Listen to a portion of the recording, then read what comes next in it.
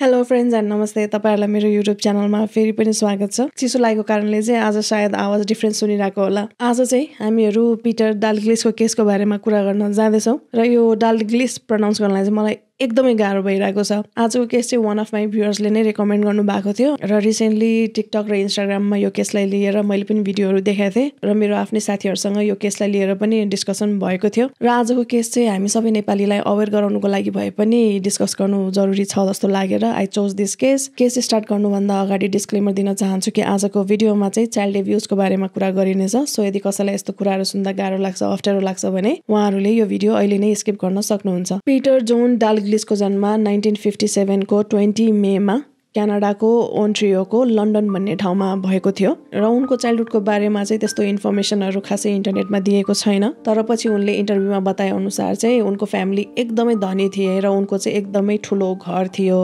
Like 3वटा गाडी अड्ने garage, 6वटा bathroom भएको चाहिँ ठुलो घर थियो र उनले चाहिँ अप्पर क्यानाडा कलेज भन्ने प्राइभेट स्कुलमा पढेका थिए जुन चाहिँ क्यानाडाको एकदमै महँगो स्कुलमा पढ्छ। देन उनले स्ट्यानफोर्ड युनिभर्सिटीमा चाहिँ bachelor of arts in business administration लिएर पढे। त्यसपछि 1983 मा चाहिँ डालहाउजी ल स्कुलबाट चाहिँ ग्रेजुएट गरे। 1985 मा चाहिँ पिटरले लयरको लाइसेन्स पाए। त्यसपछि चाहिँ उनले क्यानाडाको प्राइम मिनिस्टरको अफिसमा काम गर्ने मौका पाए। पिटरले नेन्की स्काप भन्ने महिलासँग विवाह गरेका थिए र उनीहरुकी एउटी छोरी थिइन्। तर उनीहरूको म्यारिड लाइफ चाहिँ धेरै टाइमसम्म चल्न सकेन। विवाह गरेको 5 वर्षपछि नै उनीहरूको चाहिँ डिभोर्स भएको थियो र योभन्दा बेसी चाहिँ उनको म्यारिड लाइफको बारेमा खासै इन्फर्मेसनहरू चाहिँ दिएको छैन। 1984 मा पिटरले ह्युम्यानिटेरियनको प्रोजेक्ट गर्ने क्रममा चाहिँ उनी इथियोपियामा गएका थिए जहाँनिर चाहिँ खानाको एकदमै धेरै अभाव थियो। अनि त्यो टाइममा पिटरले चाहिँ इथियोपियामा इमर्जेन्सी एयरलिफ्टको थ्रु चाहिँ खाना र मेडिकल सप्लाइजहरू चाहिँ अर्गनाइज गरेका थिए र उनले सोमालिया र इथियोपियाको बोर्डरमा बस्ने रिफ्युजीहरूसँग पनि केही टाइम स्पेन्ड गरे। अनि इथियोपियामा त्यो सबै दुःखहरू देखेपछि, विटनेस गरेपछि चाहिँ उनले आफ्नो ल करियर छोडिदिए र जो बच्चालाई हेल्प चाहिन्छ त्यही बच्चाहरूलाई नै म सेवा गर्छु भनेर उनी अगाडि बढे। 1986 मा पिटर वर्ल्ड फुड प्रोग्रामसँग चाहिँ सुडानको कार्टुम भन्ने ठाउँमा पुगे जहाँनिर चाहिँ उनीहरूले खानाहरू, बेसिक निडको सामानहरू र मेडिकल सप्लाइजहरू चाहिँ डिस्ट्रिब्युट गरेका थिए। अनि त्यहीँको सडक बालबालिकाको लागि भनेर पिटरले लङ टर्म सल्युसन खोज्न थाले र एउटा कम्युनिटी प्रोग्राम अर्गनाइज गरे जुन प्रोग्रामको थ्रु चाहिँ उनले सडक बालबालिकाहरू साथै जसको बुवा आमा छैन, जसको घर छैन, जसको एकदम पुअर कन्डिसन छ त्यस्तो बालबालिकाहरूलाई चाहिँ एजुकेसन दिन्थे, स्किल ट्रेनिङ, भोकेसनल ट्रेनिङ दिएर चाहिँ इम्पावर गर्ने गरिन्थे ताकि उनीहरूले मागेर क्राइम गरेर चाहिँ आफ्नो लाइफ जिउन नपरुन्, राम्रै काम गरेर चाहिँ लाइफ जिउन् भनेर चाहिँ उनले त्यो ट्रेनिङहरू दिएका थिए। पिटर सुडानमै हुने बेलामा उनले चाहिँ एउटा बाइसाइकल कोरियर प्रोग्राम भनेर इनिसिएट गरे जुन प्रोग्रामको अनुसार जति पनि कोरियरहरू छ त्यो चाहिँ सडक बालबालिकाले मात्रै बाइसाइकल चलाएर चाहिँ पुर्याउनु पर्ने भनेर थियो र त्यो प्रोग्राम बनाउनुको मेन उद्देश्य चाहिँ के थियो भने एक त सडक बालबालिकाले जागिर पाए जसको कारणले उनीहरू इन्डिपेन्डेन्ट भए र यो प्रोग्रामले गरेर चाहिँ उनीहरूको कन्फिडेन्स बिल्डअप भएको र सोसल स्किलमा पनि इम्प्रुभमेन्ट आएको भनेर थियो। अनि यस्तै ह्युम्यानिटेरियन र चाइल्ड वेलफेयर प्रोजेक्टमा काम गर्दै गर्दाखेरि चाहिँ पिटरको भेट फ्र्याङ्क ओडिया भन्ने व्यक्तिसँग भएको थियो र उनीहरू दुवैजनाको गोल्स र अब्जेक्टिभ चाहिँ एउटै भएको कारणले गरेर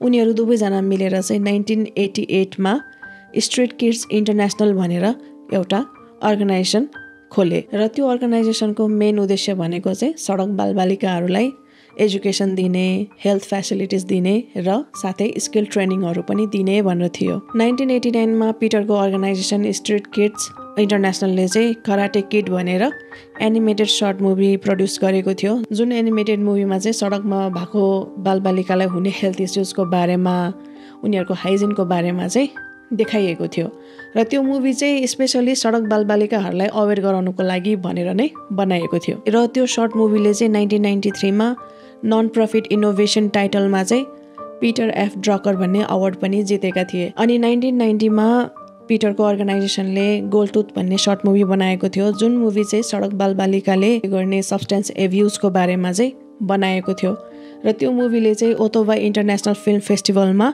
युनिसेफ प्राइज जितेका थिए। अनि 2001 मा स्पिट्स चोइस भन्ने मुभी बनाएको थियो जुन मुभीमा चाहिँ सडक बालबालिकाहरूलाई स्किल ट्रेनिङहरू दियो भने उनीहरू आफैले नै जब गरेर इन्डिपेन्डेन्ट भएर चाहिँ कसरी अगाडि बढ्न सक्छ, कसरी पोजिटिभ लाइफ जिउन सक्छ भनेर देखाएको थियो। बाइ द वे यो तिनटै मुभिज चाहिँ एनिमेटेड र सर्ट मुभिज थियो। अनि 2015 आएपछि चाहिँ स्ट्रिट किड्स इन्टरनेसनल चाहिँ सेभ द चिल्ड्रेन भन्ने अर्गनाइजेसनसँग चाहिँ मर्ज भएको थियो। सेभ द चिल्ड्रेन चाहिँ वर्ल्ड वाइड नै एकदमै वेल नोन नन गभर्मेन्टल अर्गनाइजेसन हो, जुन अर्गनाइजेसनले चाहिँ बालबालिकाको सुरक्षाको लागि, बालबालिकाको हकितको लागि, बालबालिकाको एजुकेसन, हेल्थ केयर, उनीहरूलाई जति पनि समस्या पर्छ त्यसमा चाहिँ मेन फोकस गर्ने गर्छन्। 1994 मा चाहिँ पिटरलाई युथ सर्भिस क्यानाडा इन्टरनेसनलको चाहिँ फर्स्ट डिरेक्टर बनाएको थियो र उनीहरूको काम भनेको चाहिँ अनइम्प्लोइड र भलनरेबल युथहरूलाई चाहिँ स्किल ट्रेनिङ दिएर हेल्प गर्ने थियो। अनि 2002 मा नेपालमा UN चाइल्ड लेबर प्रोग्राममा चाहिँ पिटर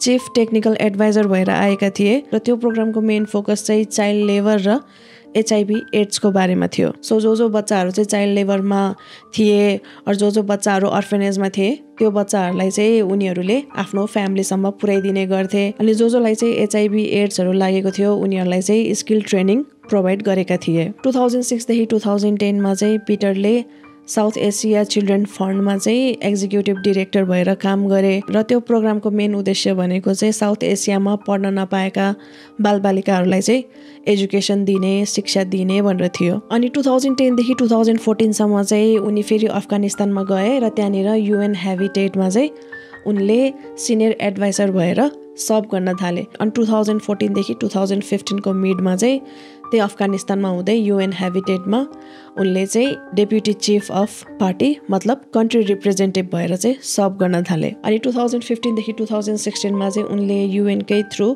लिबेरियामा गएर चाहिँ इबोला इमर्जेन्सी रेस्पोन्समा काम गरे। पछि उनले वर्ल्ड हेल्थ अर्गनाइजेसन जोइन गरे र ग्लोबल इबोला रेस्पोन्स एफोर्टमा चाहिँ सिनियर एडभाइजर भएर उनले काम गरे। 2016 को डिसेम्बरमा पिटरले वर्ल्ड वाइड भरि सडक बालबालिकाको लागि, युथहरूको लागि, बालबालिकाको हकितको लागि, ह्युमेनिटेरियन प्रोजेक्टहरूको लागि उनले जुन कन्ट्रिब्युसन दिएको छ त्यो सबै कन्ट्रिब्युसनको लागि उनको कामहरूको लागि चाहिँ क्यानाडाको गभर्मेन्टले नै अर्डर अफ क्यानाडाको चाहिँ अवार्ड दिएको थियो र यो भनेको चाहिँ क्यानाडाको एकदमै ठुलो सिभिलियन अनर हो। सो पिटर चाहिँ फर्स्ट टाइम नेपालमा 2002 मा त्यही चाइल्ड लेबर प्रोग्रामको लागि भनेर आएका थिए। त्यसपछि चाहिँ उनी नेपाल आउने जाने गरिरहेका थिए। 2015 मा पिटरले काभ्रेपलाञ्चोक जिल्लाको कार्तिके भन्ने ठाउँमा चाहिँ उनले 3 तलाको ठुलो घर बनाए र पछि चाहिँ उनले त्यो घर हिमालयन हाइटवेज भनेर चाहिँ एयरबिएनबीमा टुरिस्टहरूलाई रेन्टमा दिन थाले र उनको जुन त्यो घर थियो त्यो चाहिँ अलि सुनसान एरिया थियो तर कम्युनिटीमा चाहिँ उनको एकदमै राम्रो इज्जत थियो। 2018 को 7 अप्रिलमा चाहिँ क्राइम इन्भेस्टिगेसन ब्युरोले बिहानै पिटरको घरमा छापा मारे अनि उनीहरूले पिटरसँगै अर्को 2टा बच्चाहरू पनि फेला पारे जसको उमेर चाहिँ 12 र 14 थियो। त्यसपछि CIBले त्यो 2टै बच्चाहरूलाई चाहिँ रेस्क्यु गरेर लगे। त्यसपछि पिटरलाई चाइल्ड सेक्सुअल एब्युजको लागि भनेर एरेस्ट गरेर कस्टडीमा लगियो। 2018 को जनवरीमा चाहिँ पुलिसलाई एउटा लोकल अर्गनाइजेसनले कल गरेर चाहिँ के इन्फर्म गरेको थियो भने पिटरको चाहिँ बालबालिकालाई लिएर बानी बेहोरा अलि ठिक छैन, बच्चाहरूलाई शोषण गर्छ भनेर इन्फर्मेसन दिएको थियो। त्यसपछि पुलिसले क्राइम इन्भेस्टिगेसन ब्युरो CIBलाई इन्फर्म गरे। देन CIBले चाहिँ 3 महिनादेखि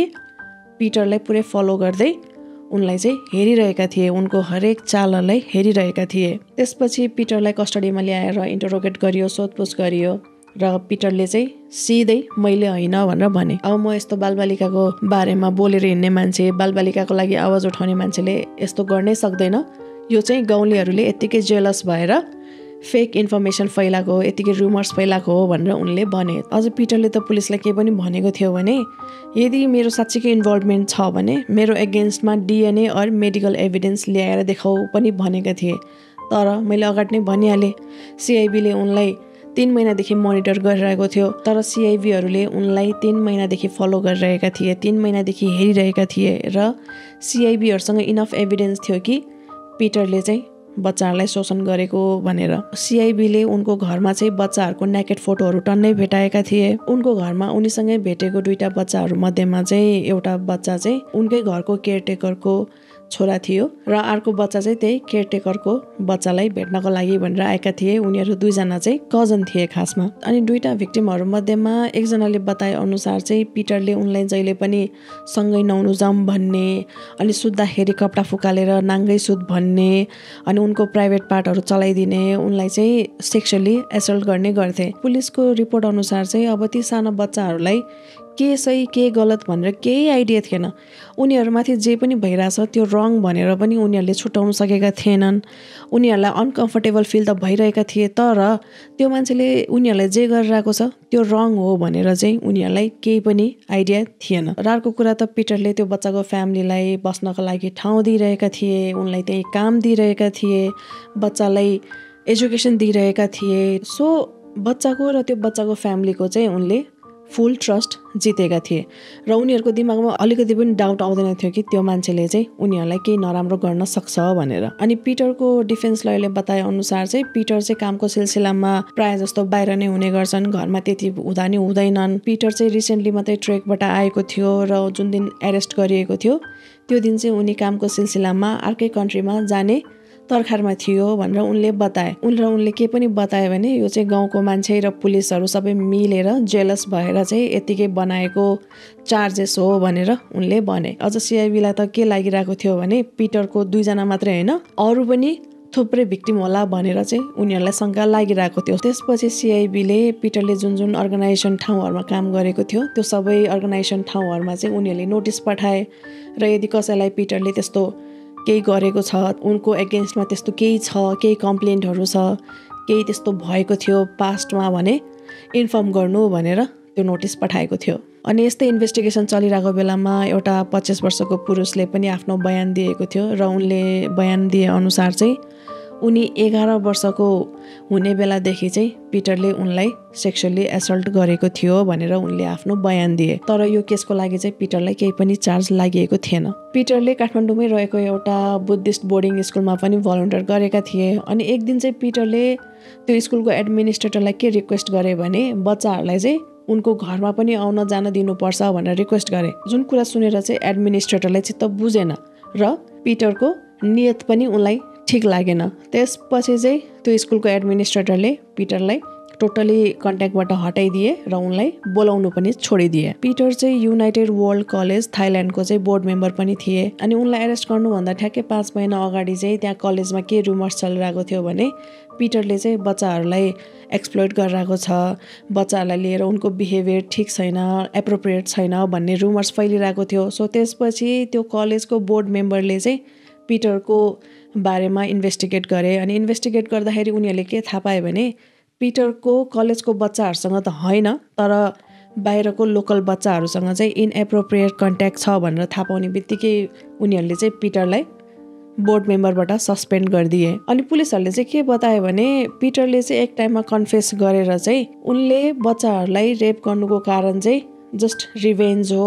उनी 11 वर्षको हुँदाखेरि चाहिँ उनको टिचरले उनलाई मोलेस्ट गरेको थियो, सो त्यही कारणले गर्दा त्यसकै रिभेन्जको लागि चाहिँ बच्चाहरूलाई त्यस्तो गरेको भनेर उनले बताएको थियो भनेर पुलिसले त भने। तर पिटरले चाहिँ मैले त्यस्तो केही पनि भनेको छैन, पुलिसहरूले चाहिँ जस्ट मलाई फसाउनुको लागि मात्रै यस्तो झुटो कुराहरू गरिरहेको छ भनेर भने। सो उनलाई 2018 को 8 अप्रिलमा चाहिँ चाइल्ड रेप र सेक्सुअल एब्युजको चार्जेस लगाएको थियो। अनि 2019 को 10 जुनमा चाहिँ दुईटै बच्चाहरूलाई सेक्सुअली एसल्ट गरेको चार्जेसमा चाहिँ उनलाई गिल्टी पाए। सो 2019 को 8 जुलाईमा चाहिँ उनलाई एउटा बच्चालाई सेक्सुअली एसल्ट गरेको चार्जमा चाहिँ 9 वर्षको सजाय दिएको थियो भने अर्को बच्चाको सेक्सुअली एसल्टको चार्जमा चाहिँ उनलाई 7 वर्ष सजाय दिएको थियो। तर पछि कोर्टले चाहिँ उनको दुईटै सजायलाई ओभरल्याप गरेर चाहिँ उनलाई टोटलमा 9 वर्षको जेल सजाय सुनाएको थियो र दुईटै भिक्टिमहरूलाई चाहिँ 5-5 लाख क्षतिपूर्ति दिनुपर्ने भनेर कोर्टले अर्डर पनि दिएको थियो। अनि पिटरलाई उनको सजायदेखि चित्त बुझिरहेको थिएन, सो उनले चाहिँ एपिल गरिरहेका थिए।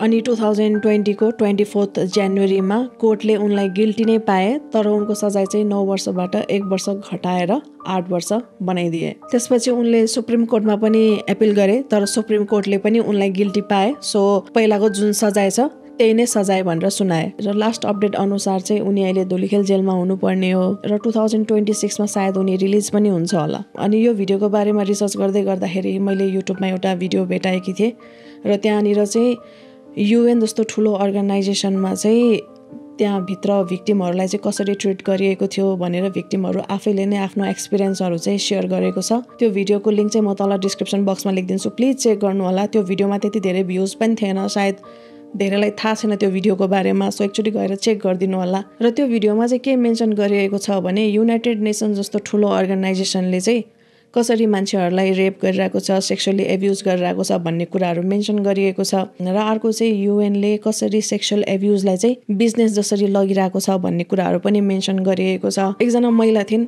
उनलाई चाहिँ युएन अर्गनाइजेसनले अब स्किल ट्रेनिङ दिने भनेर त्यहाँ बोलाइयो, तर उनलाई चाहिँ रेप गरियो। अनि उनलाई त्यस्तो गरिसकेपछि चाहिँ अब जे हुनु भइहाल्यो भन्दै कम्पेन्सेसनको नाममा चाहिँ स्युविङ मेसिन दिएको भनेर त्यहाँ मेन्सन गरिएको छ। अनि अर्को चाहिँ के पनि थियो भने यदि युएनमै काम गर्ने स्टाफहरूलाई, युएनमै काम गर्ने मान्छेहरूलाई पनि केही कुरा चित्त बुझेन र उनीहरूले माथिको मान्छेलाई कम्प्लेन गर्नु गयो भने आवाज उठायो भने चाहिँ उनीहरूलाई कामबाट नै निकालिदिने, त्यस्तो पनि गर्ने गर्थे। सो युएन अर्गनाइजेसनको माथिको मान्छेहरूले नै राम्रोसँग यो केसहरू ह्यान्डल नगर्ने, रेस्पोन्सिबिलिटी नलिने भन्ने जस्तो कुराहरू पनि आएको थियो। अनि एकचोटि श्रीलङ्काको हाइटी भन्ने ठाउँमा युएनको पिस मेकरहरूले नै चाइल्ड सेक्स ट्राफिकिङ खोलेको थियो। अनि जब त्यो इन्फर्मेसन बाहिर आयो उनीहरूलाई चाहिँ आफ्नो आफ्नो घर पठाइदियो, तर उनीहरूलाई चाहिँ केही पनि एक्सन लिएको थिएन भन्ने कुराहरू पनि त्यो भिडियोमा चाहिँ मेन्सन गरिएको छ। अनि युएनलाई चाहिँ चाइल्ड एब्युज, सेक्सुअल एब्युजको लागि चाहिँ यति धेरै एलिगेसनहरू लागिएको छ,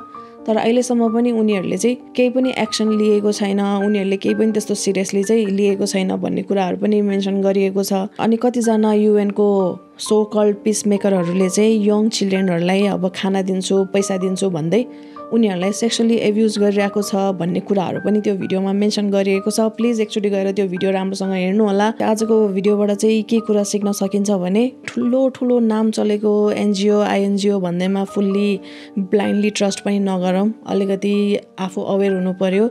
एनजिओ भन्दैमा सबैजना राम्रै हुन्छ, सबैले राम्रै गर्छ भन्ने छैन, अलिकति क्रिटिकली सोच्ने पनि बानी गरौँ। एनजिओ आयो भन्दैमा यिनीहरूले हामीलाई उद्धारै गर्न आएको भन्ने पनि हुँदैन, आउलान् कोही कोही आउलान्, राम्रै गर्लान्, तर पनि अलिकति क्रिटिकली सोच्ने बानी चाहिँ गर्ने गरौँ। त्यही माथि नेपाल एकदमै इजी टार्गेट पनि भइरहेको छ। अब सबलाई थाहा छ कि ओके नेपाल चाहिँ पुवर कन्ट्री हो भनेर, सो त्यही भएर पनि टुरिस्टहरू अब भलन्टियर गर्नको लागि आउँछन्, कोही डोनेसन दिनको लागि आउँछन्, धेरै अर्गनाइजेसनहरू हेल्प गर्नको लागि भनेर आउँछन्।